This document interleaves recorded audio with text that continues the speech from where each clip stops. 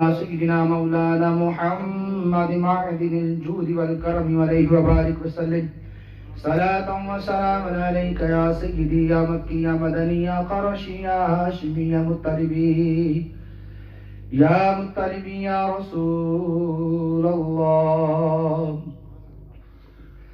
مولاي صل وسلم دائما أبدا على حبيبك بك خير خلق كلهم. مولاي صل وسلم دائما أبدا على حبيبك خير الخلق كلهم. محمد سيد الكونين والثقلين. محمد سيد الكونين والثقلين والفريقين من عرب ومن عجم. مولاي صل وسلم دائما أبدا على حبيبك خير خلق كلهم. يا ربي بالمصطفى بلغ مقاصدنا. يا ربي بالمصطفى بلغ مقاصدنا واغفر لنا ما مضى يا واسع الكرم. مولاي صل وسلم دائما أبدا على حبيبك خير الخلق كلهم. حضور جان عالم رسول محتشم شاہ بنی آدم شافع امم صلی اللہ تعالی علیہ وسلم پر درود و سلام پڑھنے کے بے شمار فضائل و برکات ہیں. آئیے نزول رحمت اور حصول برکت کے لیے ایک فضیلت سننے کی سعادت حاصل کرتے ہیں. حضرت سیدنا ابو درداء رضی اللہ تعالیٰ عنہ سے روایت ہے کہ میٹھے میٹھے مصطفیٰ صلی اللہ تعالی علیہ وسلم نے ارشاد فرمایا، جو شخص صبح اور شام مجھ پر 10 بار درود پاک پڑھے گا، بروز قیامت میری شفاعت اسے پہنچ کر رہے گی. پیارے آقا علیہ الصلوۃ والسلام پر درود و سلام پڑھنا اپنا معمول بنا لیں. انشاءاللہ دنیا میں بھی اور آخرت میں بھی ہمارے لیے عافیت ہی عافیت ہوگی. تو تمام نیت فرما لیں انشاءاللہ کثرت سے پیارے آقا علیہ الصلوۃ والسلام پر درود و سلام پڑھنے کا اپنا معمول بنائیں گے. آئیے محبت کے ساتھ ایک مرتبہ بلند آواز سے درود پاک پڑھ لیجیے. اللہم صلی علی سیدنا و مولانا محمد معدن الجود والکرم علیہ وبارک وسلم صلاۃ و سلام علیک یا سیدی یا سیدی یا سیدی یا مکی یا مدنی یا قرشی یا ہاشمی یا مطلبی یا رسول اللہ. سرکار دو عالم صلی اللہ تعالی علیہ وسلم نے ارشاد فرمایا، الحیاء من الایمان. حیا ایمان سے ہے. حیا ایمان کے شعبوں میں سے ایک شعبہ ہے. علماء اکرام اس کے بارے میں لکھتے ہیں کہ حیا کے فطری اور شرعی اعتبار سے 2 قسمیں ہیں. فطری حیا وہ ہے جسے اللہ تعالیٰ نے ہر جان میں پیدا فرمایا اور وہ پیدائشی طور پر ہر شخص میں ہوتی ہے. اور شرعی حیا یہ ہے کہ بندہ اللہ تعالیٰ کی نعمتوں اور اپنی کوتاہیوں پر غور کر کے نادم اور شرمندہ ہو. اس شرمندگی کو اللہ تعالیٰ کے خوف کی بنا پر آئندہ گناہوں سے بچنے اور نیکیاں کرنے کی کوشش کرنے کو علماء حیا فرماتے ہیں. حیا ایک ایسا خلق ہے جو برے کام چھوڑنے پر ابھارتا اور حقدار کو اس کا حق میں کمی کرنے سے روکتا ہے. یعنی کہ جس کے اندر حیا ہوگی تو حیا اس کو برے کام کرنے سے روکے گی. حیا اس کو دوسروں کا حق مارنے سے روکے گی. فقی ابو لیث سمرقندی رحمت اللہ تعالی علیہ فرماتے ہیں کہ حیا کی دو قسمیں ہیں. نمبر 1 لوگوں کے معاملہ میں حیا کرنا.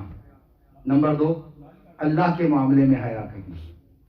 لوگوں کے معاملے میں حیا کرنے کا مطلب کیا ہے؟ کہ تو اپنی نظر کو حرام کردہ اشیاء سے بچا.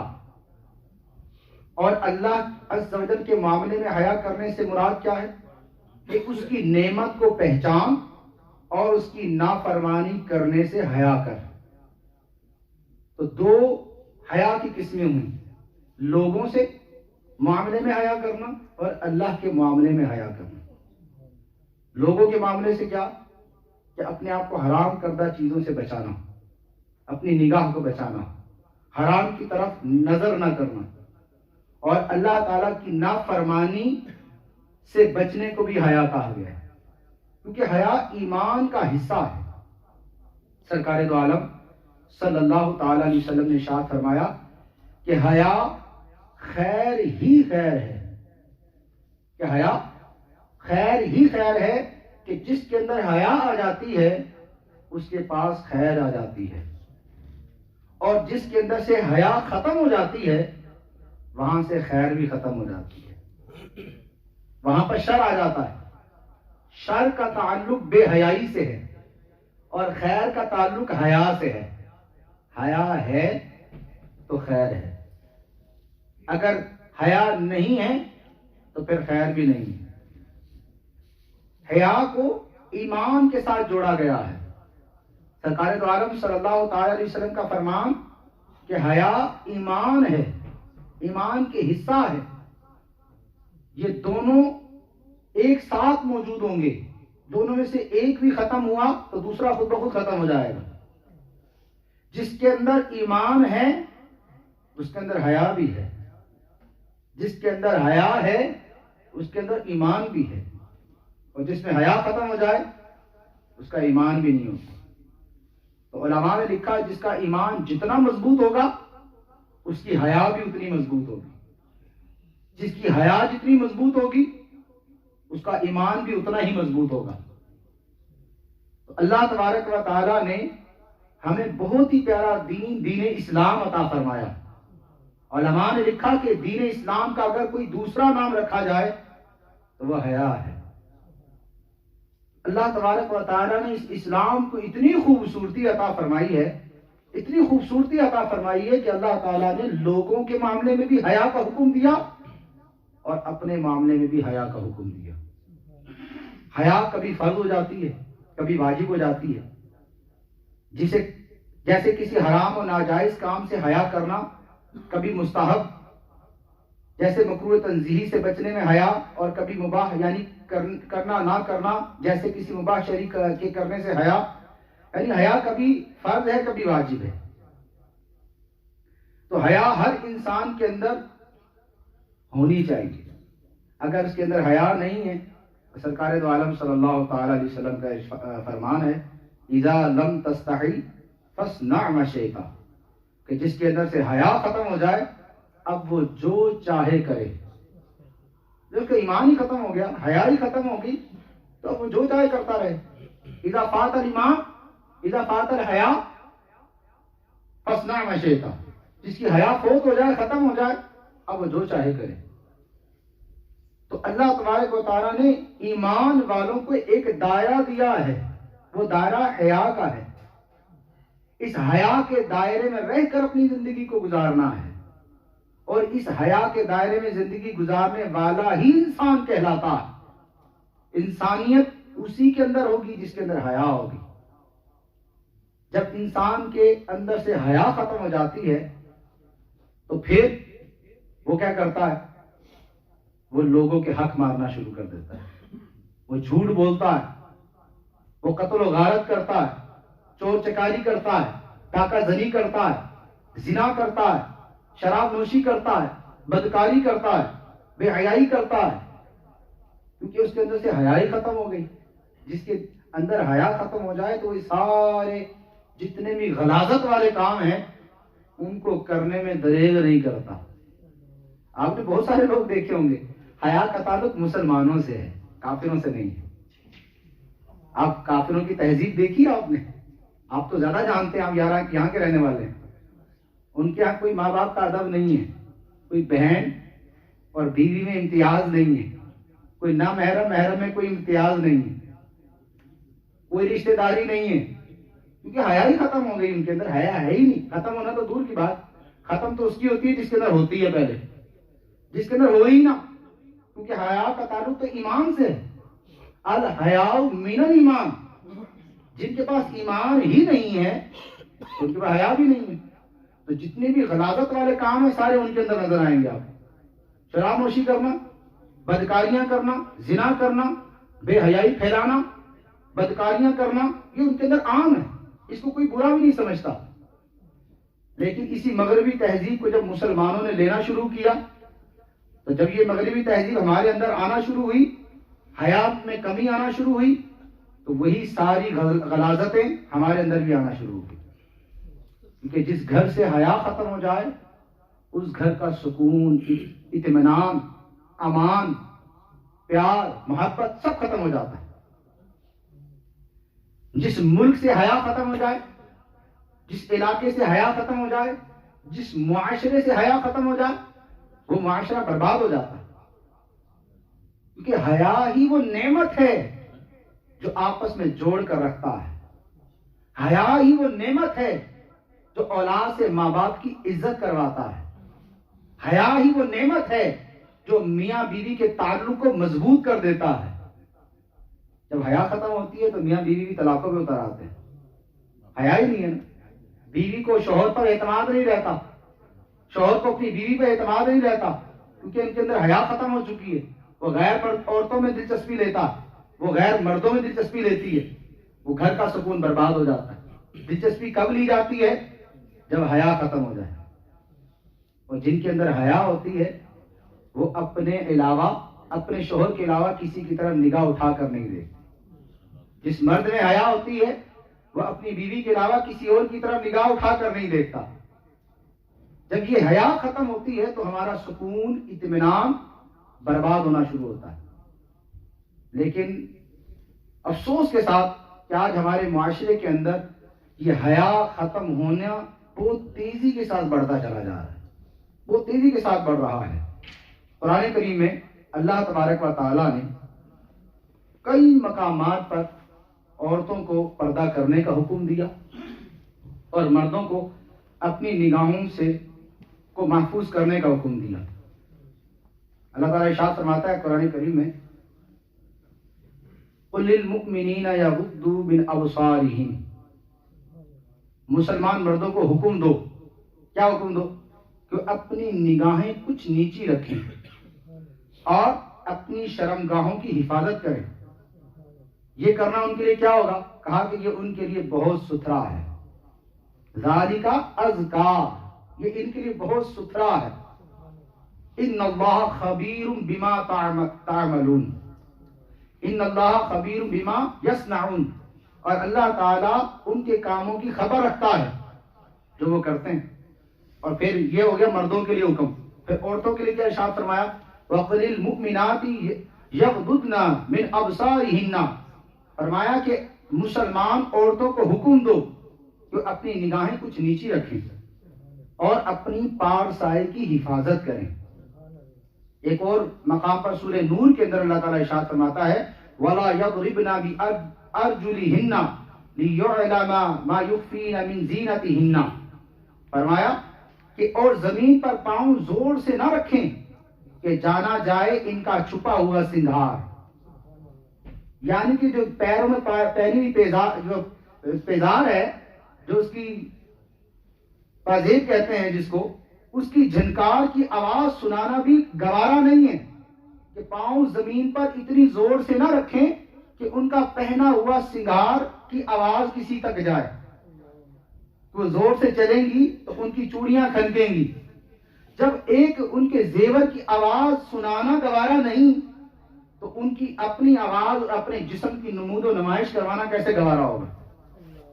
آپ اس سے حساب لگائیں. جبکہ ہم کہتے ہیں یہ اسلام میں تو بڑی سختی ہے، یا بات یہ کہتے ہیں، اسلام نہیں کہتے، مولویوں نے بڑی سختی کی ہوئی ہے، مولویوں نے یوں کیا ہوا ہے. بھئی اللہ کا قرآن کہہ رہا ہے، کیا کہہ رہا ہے کہ اپنا پاؤں زمین پر زور سے نہ رکھو کہ تمہارے سنگھار کی آواز اوپر جائے، کسی کو چلی جائے. ایک اور جگہ قرآن کریم میں اللہ تعالیٰ سورہ احزاب میں ارشاد فرماتا ہے، یا نساء النبی، یا نساء النبی، اے نبی کی عورتوں، نبی کی بیویوں، تم اور عورتوں کی طرح نہیں ہو. اے نبی کی بیویوں، تم اور عورتوں کی طرح نہیں ہو. اگر اللہ سے ڈرو تو بات میں ایسی نرمی نہ کرو کہ دل کا روگی کچھ لالچ کرے. اور ہاں، اچھی بات کہو اور اپنے گھروں میں ٹھہری رہو اور بے پردہ نہ رہو جیسے اگلی جاہلیت کی بے پردگی. اور نماز قائم رکھو اور زکوٰۃ دو، اللہ اور اس کے رسول کا حکم مانو. جب اللہ کے رسول کی بیویوں کے بارے میں یہ حکم ہے، وہ پاک بیویاں کہ جن کی حیا اور جن کے پردے اور ان کی عفت اور ان کی عظمت کہ خود قرآن تعریفیں کرتا ہے، خود میرے محبوب علیہ الصلوۃ والسلام تعریفیں فرماتے ہیں، ان کو کہا جا رہا ہے کہ تم اپنے گھر میں ٹھہری رہو اور زمانہ جاہلیت کی طرح بے پردگی نہ کرو. تو دیگر عورتوں کے لیے کیا حکم ہوگا؟ ہم کہتے ہیں نہیں جی، روشن خیالی ہونی چاہیے جی. عورت کو تو دبا دیا اسلام نے، عورت کو قید کیا ہوا ہے اسلام نے، اور عورت کے لیے آزادی نہیں ہے اسلام کے اندر. نعوذ باللہ ثم نعوذ باللہ. زمانہ جاہلیت کو اٹھا کر دیکھیں. اگر عورت کو مقام دیا، اگر عورت کو عزت دی، اگر عورت کو حیا کی چادر پہنائی تو وہ اسلام نے پہنائی. پیارے آقا دو عالم کے داتا صلی اللہ تعالی علیہ وسلم جب مبعوث کیے گئے، جب آپ کا زمانے نبوت آیا، اس وقت عورتوں کو زندہ درگو کر دیا جاتا تھا. بچی پیدا ہوتی تو اس کو زندہ زمین کے اندر گاڑ دیا جاتا تھا. عورتوں کو اپنے پیروں کی جوتی سمجھایا جایا کرتا تھا. یہی وہ عورتیں تھیں جن کا کوئی وراثت میں حصہ نہیں ہوا کرتا تھا. لیکن میرے آقا علیہ الصلوۃ والسلام نے آ کر اسی عورت کو وہ مقام دیا، وہ مرتبہ دیا، اور فرمایا کہ یہ عورت جب ماں بن جائے تو یہ تمہارے لیے وہ مقام و عزت کی جگہ ہے. اگر تم اس کے قدموں کو بوسہ دو تو گویا تم نے جنت کی چوکھٹ کو بوسہ دیا ہے. جب یہ تمہارے لیے بیٹی بن جائے تو یہ اللہ کی رحمت ہوتی ہے. جب یہ تمہاری بیوی بن جائے تو یہ تمہارے لیے راحت ہوتی ہے. اور جب تمہارے لیے یہ بہن بن جائے تو یہ تمہارے لیے رحمت کا سامان ہوتی ہے. سرکار دو عالم صلی اللہ تعالی علیہ وسلم نے اس عورت کو وہ مقام و مرتبہ دیا جو آج تک کسی بھی دین نے، کسی بھی معاشرے نے نہیں دیا. تو دین اسلام نے عورت کو حقوق دیے. آپ سمجھتے ہیں کہ عورت کی روشن خیالی، آزاد خیالی یہ ہے کہ عورت کو کام کرنے کی اجازت دی جائے؟ آپ دیکھیں کہ اسلام کتنا پیارا ہے. باپ کو کہا بیٹی کی کفالت کر، اس کو پال، اس کی پرورش کر، اس کا اچھا نکاح کر، تو جنت میں میرے ساتھ ایسے ہوگا جیسے یہ 2 انگلیاں. باپ کو حکم دیا کہ بیٹی کو کمانے باہر نہ بھیج، بلکہ تو اس کی کفالت کر، بیٹی کو شہنشاہوں کی طرح گھر میں سجا کر. بہن ہے تو بھائی کو حکم دیا کہ اپنے بہنوں کی پرورش کر، ان کو کھلا پلا، ان کی اچھی پرورش کر اور ان کا اچھی جگہ پر نکاح کر. اگر شوہر ہے تو اس کو حکم دیا کہ اپنی بیوی کا نان و نفقہ اٹھا، اس کے تمام معاملات، اس کا کھانا پینا رہنا ہر چیز اس کو مہیا کر، اس کو گھر میں شہنشاہوں کی زندگی دے، اور تو باہر دھوپ کے اندر جا کر کما کر اپنی بیوی کی کفالت کر. اگر بیوی ہے تو بھی کمانے کا کسی اور کو حکم دیا کہ تو اس کی کفالت کر. بیٹی ہے تو باپ کو حکم دیا، بہن ہے تو بھائی کو حکم دیا. لیکن کہیں پر یہ نہیں کہا کہ عورت کو مشقت کرنے کے لیے باہر نکال دو. اتنا پیارا اسلام ہے ہمارا، جو تحفظ اسلام نے عورت کو دیا. کون سا دین دے رہا ہے، کون سا معاشرہ دے رہا ہے؟ ہم کہتے ہیں کہ عورت کا باہر نکالیں، اس کے جسم کو نوچ کر لوگ کھائیں اور وہ کما کر گھر لائے. یہ روشن خیالی ہے، یہ آزاد خیالی ہے کہ عورت اپنے جسم کو بیچ کر جو اپنے بچوں کو پالے، اپنا گھر چلائے، اور اس کو کہا جائے آزاد خیالی، روشن خیالی. ترقی والا زمانہ، اس کو ہم ترقی کا زمانے کا مراد دیں. یہ کون سی بات ہے؟ یہ کون سا دین ہے؟ یہ کون سی جو ہے وہ ترقی ہے جو آپ کو نظر آ رہی ہے؟ اور یہ آج ہمارے معاشرے کے اندر بہت تیزی کے ساتھ بڑھتا چلا جا رہا ہے. میں نے شروع میں کہا کہ حیا کا تعلق ایمان سے ہے. اور جن کے اندر ایمان نہیں ہوتا ان کے اندر حیا ہوتی نہیں ہے. تو حیا کافروں کے اندر نہیں ہے کیونکہ ان کے اندر ایمان ہی نہیں ہے. یہ سارا انہی کا کلچر تھا کہ جنہوں نے آج بھی عورت کو اپنا ہاتھ کا کھلونا بنایا ہوا ہے. ان کے کلچر کو ابھی بھی دیکھنے جا کر عورت کو کیا سمجھا جاتا ہے؟ عزت کا مقام بنایا جاتا ہے. آپ زیادہ جانتے ہیں مجھ سے یہاں پر رہنے والے کیا کیا گند ان کے ساتھ گھولے جاتے ہیں, کیا کیا ان کے ساتھ برائیاں کی جاتی ہیں, کیا کیا ان کو افعال ان کے ساتھ کیے جاتے ہیں. اس کو عزت کہا جاتا ہے. لیکن آج ہم اسی تہذیب کو لے کر اپنے معاشرے کے اندر لیتے چلے آ رہے ہیں اور کہتے ہیں کہ یہ ترقی والا معاشرہ ہے. نعوذ باللہ. آج 14 فروری ہے. آج کا دن جو ہے ہم بھی ان لوگوں کا مناتے ہیں کہ جس کا ہمارا دور دور تک کوئی تعلق نہیں ہے, ویلنٹائن ڈے. اور ہمارے مسلمان بڑے جوش و خروش کے ساتھ جو ہے یہ دن منایا جا رہا ہے. ایک دوسرے کو میسج بھیجے جا رہے ہیں, پھول دیے جا رہے ہیں. نعوذ باللہ من ذالک. یہ مسلمانوں کی تہذیب تو نہیں تھی, یہ مسلمانوں کا انداز تو نہیں تھا. مسلمانوں کا انداز تو یہ ہے جو قرآن میں رب نے فرمایا کہ اپنے سندھار کی آواز بھی کسی کو نہ سناؤ. یہاں ہوٹل بک کیے جا رہے ہیں, یہاں پر جو ہے وہ ساحل سمندر پہ جایا جا رہا ہے, خوب جو ہے وہ عیاشی کا دن منایا جا رہا ہے, میسج چلائے جا رہے ہیں فیس بک پر, ٹویٹر پر, دیگر سوشل میڈیا کے ذریعے, اور خود جا کر پھول دیے جا رہے ہیں. یہ وہی لوگ کر رہے ہیں جس کے اندر حیا ہی نہیں ہے. میرے آقا کا فرمان اذا لم تستحی فاصنع ما شئت, کہ جس کے اندر سے حیا ختم ہو جائے وہ جو چاہے کرے. ایک شخص جب ایمان لانے کے لیے سرکار کی بارگاہ میں حاضر ہوا کہ یا رسول اللہ صلی اللہ تعالی علیہ وسلم میں ایمان لانا چاہتا ہوں, لیکن میرے اندر ایک گندی خصلت ہے, آپ مجھے اس کی اجازت دے دیں. آپ نے فرمایا کیا؟ کہا مجھے زنا کرنے کی عادت ہے, آپ مجھے بس اس کی اجازت دے دیں, میں ایمان لانے کے لیے تیار ہوں. سرکار علیہ الصلوۃ والسلام نے اس کو کتنے پیارے انداز میں سمجھایا. آپ نے فرمایا کیا یہ تو چاہتا ہے, اس بات کو پسند کرتا ہے کہ کوئی تیری ماں کے ساتھ زنا کرے؟ کہتا میں کبھی پسند نہیں کروں گا. میں کہ جب تو پسند نہیں کرتا تو کوئی بھی نہیں پسند کرے گا کہ اس کی ماں کے ساتھ زنا کیا جائے, کیونکہ تو جس سے زنا کرے گا وہ کسی نہ کسی کی ماں ہوگی. پھر پوچھا کہ کیا تو یہ پسند کرتا ہے کہ تیری بہن کے ساتھ زنا کیا جائے؟ کہنے لگا یہ کیسے ہو سکتا ہے کہ میں پسند کروں؟ تو آپ نے فرمایا کہ کوئی بھی یہ پسند نہیں کرتا کہ اس کی بہن کے ساتھ زنا کیا جائے. پھر آپ نے پوچھا کیا تو یہ چاہتا ہے, پسند کرتا ہے کہ تیری بیٹی کے ساتھ زنا کیا جائے؟ اس نے کہا تو میں کیسے پسند کر سکتا ہوں. تو آپ نے فرمایا کوئی یہ نہیں چاہتا کہ میری بیٹی کے ساتھ زنا کیا جائے. اسی طرح آپ نے بیوی کے بارے میں پوچھا. جب اس کو یوں سمجھایا تو وہ کہنے لگا کہ حضور میں توبہ کرتا ہوں اور کلمہ پڑھ کر ایمان لے آتا ہوں, آئندہ اس کی بات نہیں کروں گا. یہی چیز ہم اپنے پر غور کریں. آج ہم کسی کو پھول دینے جا رہے ہیں, دنیا مقافات عمل ہے, یاد رکھیے گا. آپ کی بہن کو بھی پھول دے رہا ہوگا, پھر آپ کی بیٹی کو بھی پھول دے رہا ہوگا. آپ اس کو دیکھ لیں اگر پھول لیتا ہوا تو آپ بھگولا ہو جائے. تو حضرت اپنے گریبانی میں تو جا کے آپ بھی تو یہی کرنے گئے ہوئے تھے. جو ہم اپنی بہن, بیٹی, بیوی کے لیے پسند نہیں کرتے کہ وہ اس طرح کا فیل کرے, تو آپ اپنے لیے کیوں پسند کرتے ہیں کہ کسی کی بہن, بیٹی یا بیوی کے ساتھ رنگلیاں ملائی جائیں اور اس کو ویلنٹائن ڈے کا نام دے کر اس کو سیلیبریٹ کیا جائے؟ یہ کہاں کا ایمان ہے؟ یہ کہاں کا دین ہے؟ اپنی غیرت تو بڑی جوش میں آتی ہے بہن بیٹی کو دیکھ کر, اور جب کسی کی بہن بیٹی کے ساتھ یہ معاملہ کرتے اسے غیرت مر جاتی ہے. یہ کون سا معاملہ ہے؟ یہ کون سی حیا ہے جو اپنے معاملے میں جاگ جاتی ہے, کسی کے معاملے میں مر جاتی ہے؟ حیا, سرکار علیہ الصلوۃ والسلام نے فرمایا کہ حیا انسان کو فرشتوں سے بھی افضل بنا دیتی ہے.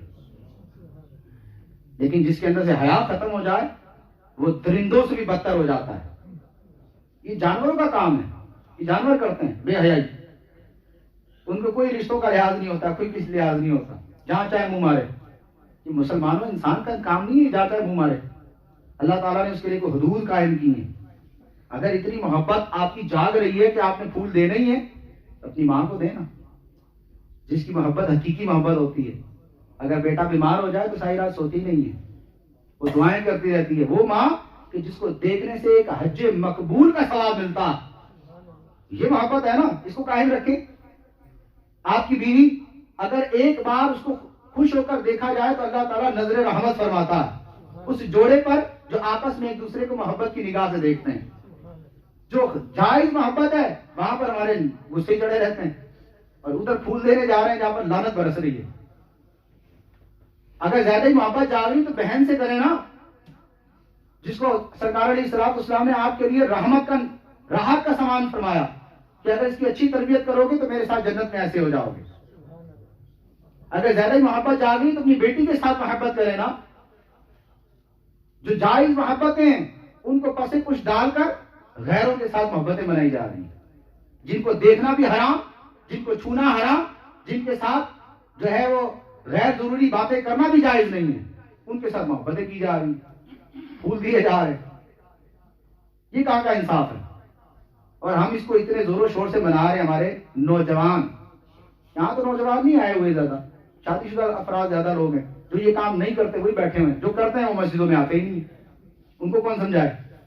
ان کو ہم نے سمجھانا ہے جو یہاں بیٹھے. وہ آپ میں سے کسی کے بھتیجے ہوں گے, کسی کے بھانجے ہوں گے, کسی کے بھائی ہوں گے, کسی کے بیٹے ہوں گے جو اس کام میں لگے ہوں گے. وہ آج فل تیاریوں میں ہوں گے, جائے آج پھول بانٹیں گے جا کے, ساری دکانوں میں پھول سجے ہوں گے خریدنے کے لیے, بیچنے کے لیے. اور یہ ہماری اولادوں میں سے ہوں گے جو یہ کام کریں گے.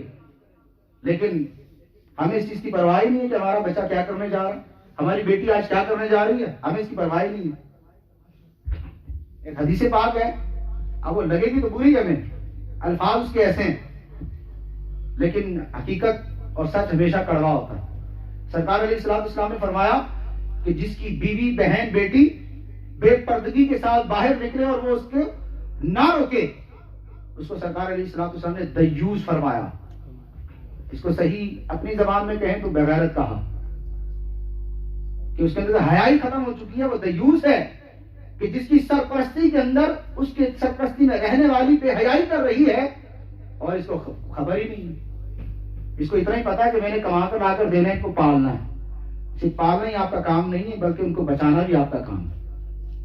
کل بروز قیامت ہر حاکم سے اس کی رعایا کے بارے میں سوال کیا جائے گا. جسے آپ کے الفاظ ہیں, کل بروز قیامت یہی اولادیں آپ کے دعویٰ کریں گی کہ یا اللہ ہم برائی کیا کرتے تھے, ہمارے باپ نے ہمیں کبھی روکا نہیں, ہمارے شوہر نے ہمیں کبھی روکا نہیں, ہمارے بھائی نے کبھی روکا نہیں. ایک عورت 4 مردوں کو جہنم میں لے کر جائے گی. اس کا باپ, اس کا بھائی, اس کا شوہر اور اس کا بیٹا. ایک عورت 4 مردوں کو جہنم میں لے کر جائے گی. لیکن ہم خود اس کے ساتھ ملوث ہو جاتے ہیں اسی کام کے اندر. تو یہ والا تہوار منانا یہ ہمارا طریقہ نہیں تھا.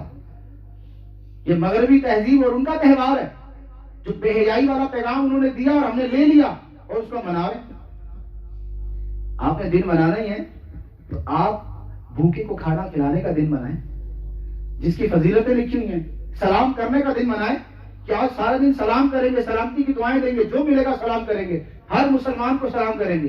آج ماں باپ کے ہاتھ چومیں گے, آج ماں باپ کو آپ مسکرا کر دیکھیں گے. یہ دن منائیں جس میں ثواب ہی ثواب ہے. آج اپنے بہن کی, اپنی بیٹی کی ہر خواہش کو پورا کریں گے جائز, ان کو تحفہ پیش کریں گے, ان کا دل خوش ہوگا تو آپ کو ثواب ملے گا. جو جائز آپ کی طریقے ہیں تہوار ان کو منائے نا. حرام تہوار منانے کے لیے اب اتنے جوش و خروش کے اندر ہیں کہ ہم لگے ہوئے تیاریاں کرنے کے اندر کہ یہ کام کریں گے. نعوذ باللہ من ذالک. ایسا نہیں ہے کہ آپ لوگوں کو پتا نہیں کہ یہ ہمارے اندر پھیل رہا ہے اور اتنی تیزی کے ساتھ پھیلا ہے کہ اس کو روکنا ہمارے لیے جب تک دشوار رہے گا جب تک آپ سب ساتھ نہیں دیں گے. ہر گھر کا فرد ساتھ نہیں دے گا, ہر گھر کا سربراہ ساتھ نہیں دے گا. جب یہ سب ساتھ دیں گے تو یہ برائی جڑ سے ختم ہو جائے گی. خالی ممبر سے بول دینے سے ہمارے یہ کام نہیں ہوگا. اصل تو وہ جگہ ہے نا جہاں پہ یہ کام ہو رہا ہے, وہاں کا حاکم روکے اس کو. باپ ہے تو بیٹی کو روکے, بیٹے کو روکے, شوہر ہے تو بیوی کو روکے, تو پھر یہ کام ختم ہوگا. آپ سوشل میڈیا اٹھا کر پڑھ لیں, خبریں پڑھ لیں, آپ کو پتا چلے گا اس دن میں کیا ہوتا ہے. سب سے زیادہ شرابیں اس دن میں بکتی ہیں, ہوٹل سب سے زیادہ اس دن میں بک ہوتے ہیں.